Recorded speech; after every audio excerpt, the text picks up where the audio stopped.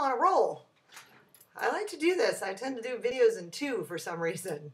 And when my heart calls, I go ahead and do it. So I'm back home and I wanted to do a little Cinnamama here now.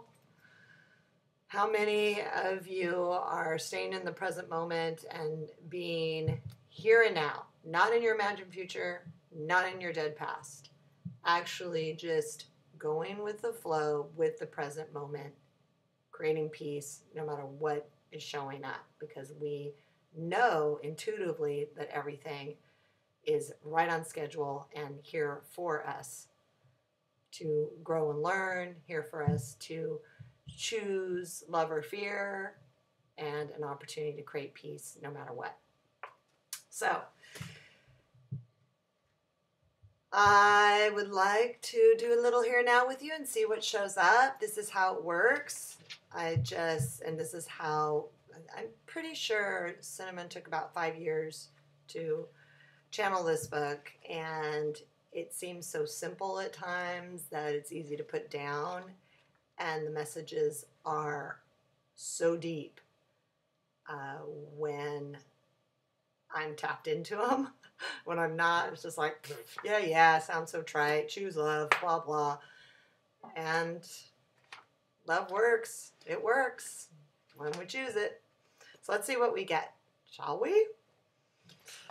All right, so I would like to invite you guys to close your eyes with me and take one deep breath, and I'm going to open the book, and I'm going to choose the right page or the left page. So while you take that deep breath, say right or left. And if I say the same page, then boom, this message is for you. If I say a different page, I'm not saying it's not for you. It's just something for you to check in to and see if you want to keep watching. Okay? So, here we go.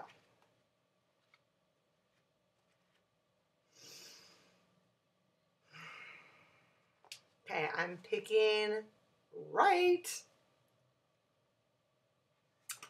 Okay, so the right page says, you can't be in two places at the same time. You cannot be in love and fear simultaneously. It is absolutely impossible. So if you're creating fear and you're hating somebody, in that moment, there is no way that you are loving your child, your significant other, your mom, your dad. It's impossible. And that is a really difficult one for me to grasp. And it's true, because when we are choosing fear, we're not even loving ourselves. So then we don't even have it to give. When we are completely creating peace now with ourselves, then we do love unconditionally. It doesn't mean, though, that we like a person or that their models meet ours or any of that. What it does mean is we know they're a spiritual being here to do their contract, if you will, and really help us see the mirror in ourselves, see where we're judging, where we're intolerant, where we're impatient, using that person to show our own triggers. A lot of people say, that person triggered me. No, we trigger ourselves with that person. And if the trigger is there, it's ours. And it's ours to breathe into and to feel, to allow, to not resist. If we are resisting our triggers, which is very common, most often we do resist our triggers and finger point and blame and look outside of ourselves. When we do that, then we're going to miss the lesson completely. And don't you worry, the universe will just give you another one. It's really sweet that way. Yep. So, oh my gosh, I close the book and usually I follow the pages. So with that, I'm called to do another one. One more deep breath. Ready?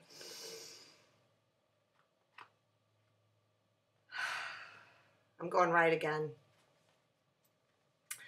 There is no discount in the store of being human. You're required to pay full price. Choose love and it'll be worth it. I really relate to this one because many times I haven't created the experience that I've had that discount. And I just say, what did I do to deserve this, and this, while watching and comparing myself to another person that is just skipping along, nothing seems to be showing up much in their life. And it's why me? And that's victimhood mentality. And it just never gets me to a place of peace or surrender. And when I do choose love and choose that everything that is showing up is here for me to learn from and grow, it's worth it, because then, with those moments when the universe or God or whatever you would like to name your creator says to you, how about now? Oh yeah? Think you've got this down? Boom. How about now? How about now?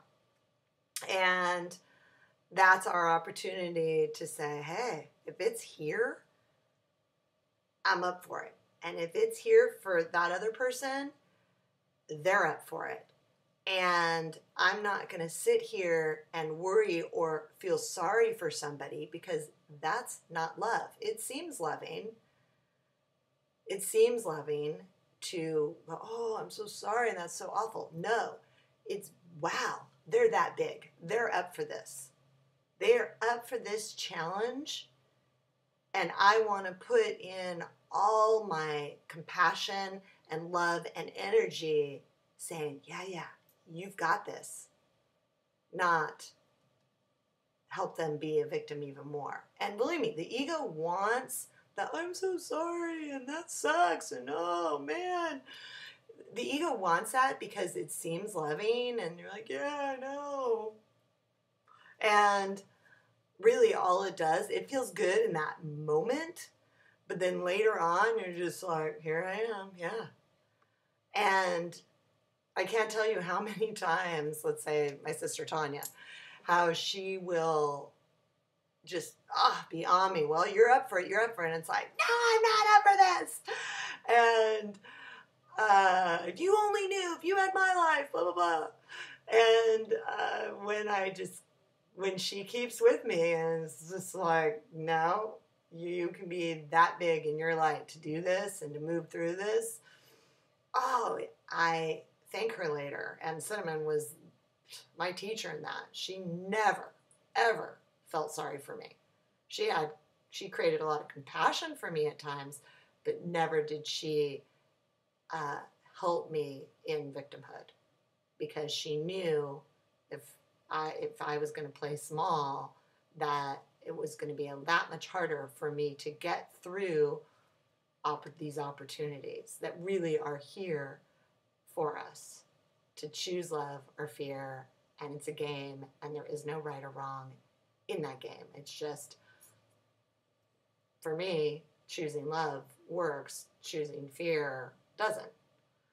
And at times when I do choose the fear and get off everything, it works later because I go through the muck, but it just takes longer.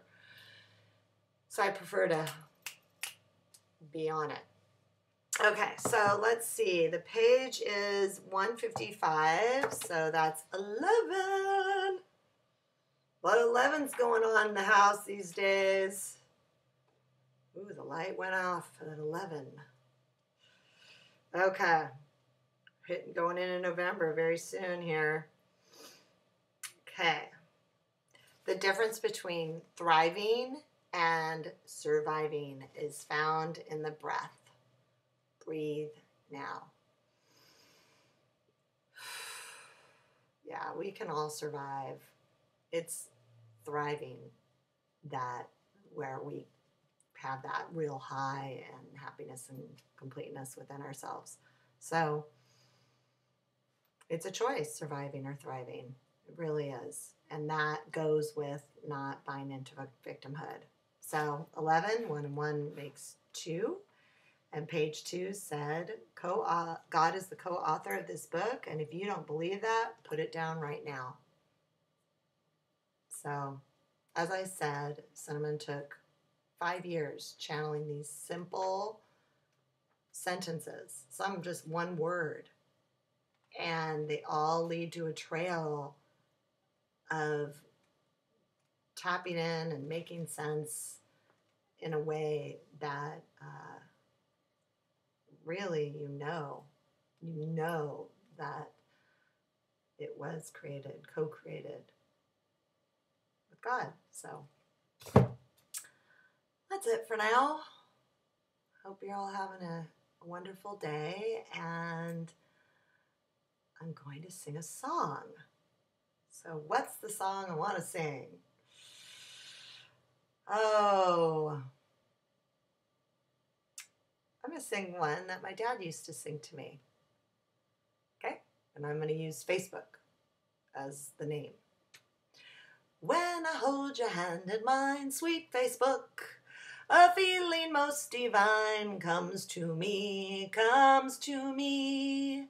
All the daisies in the dell know my secret, know it well, and I dare not tell them to. Sweet Facebook, although I do. I